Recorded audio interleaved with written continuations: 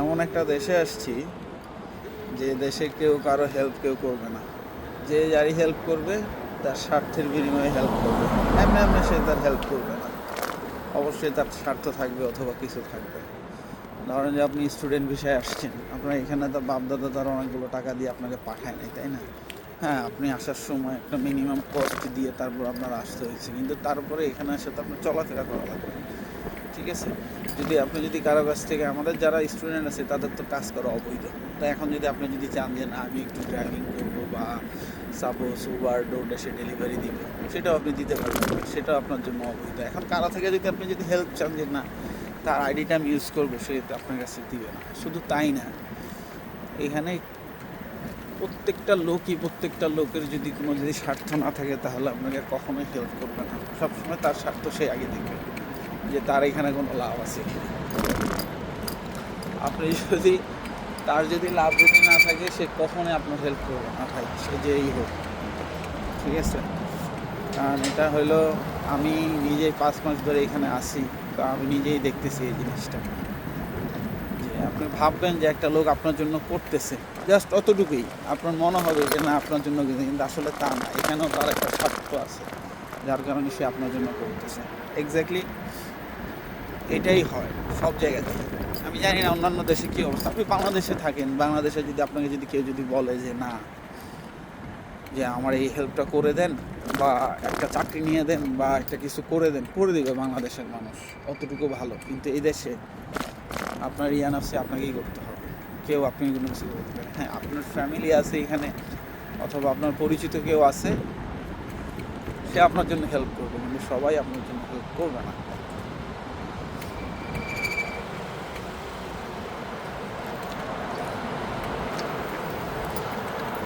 আমি লাস্ট কয়েকটা দিন ধরে এই জিনিসটাই আমি দেখতেছি যে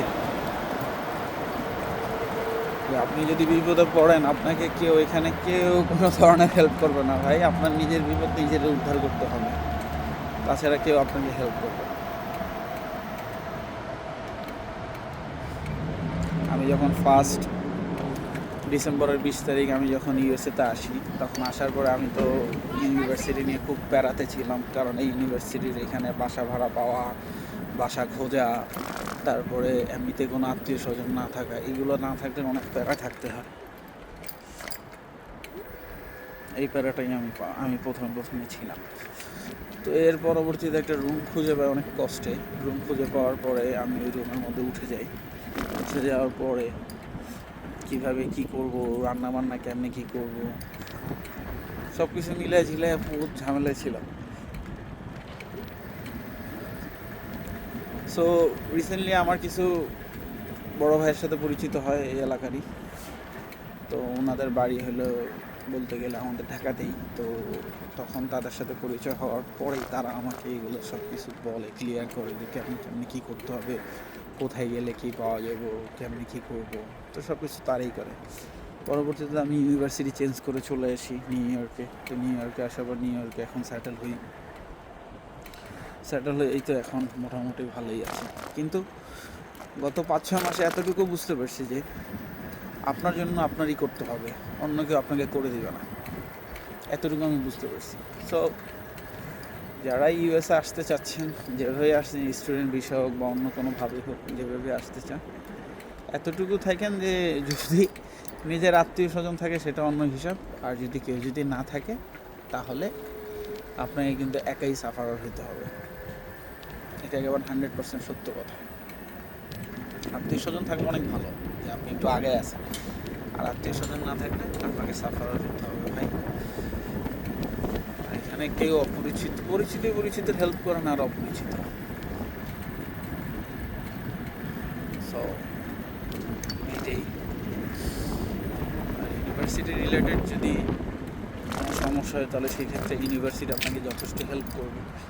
আর যদি কোনো বাংলাদেশি সিনিয়র ভাই বোন থাকে তা তারাও হেল্প করবে, কিন্তু খুব কম। আমি এটা দেখছি যে এই দেশি যারা আছে, যারা এই দেশের মানে আমেরিকান যারা, তারা আপনার জন্য ভালো হেল্প করবে আমাদের দেশিদের থেকেও।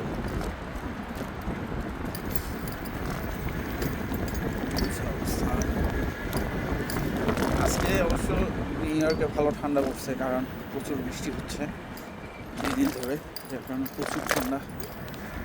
এখন অনেক ঠান্ডা বাইরে, প্রায় বলতে গেলে এখন টেম্পারেচার আছে প্রায় 10-12 এরকম। সো আমি বের হয়েছিলাম কফি খাওয়ার জন্য, তো কফি খেয়ে বাসায় আবার ফিরে যাচ্ছি।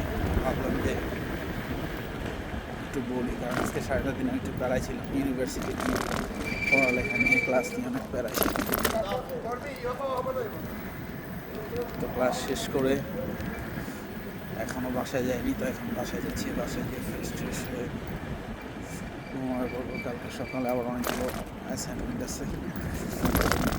ইউনিভার্সিটি মূলত অ্যাসাইনমেন্ট বেসড, তো অ্যাসাইনমেন্ট করতে হবে আমাকে।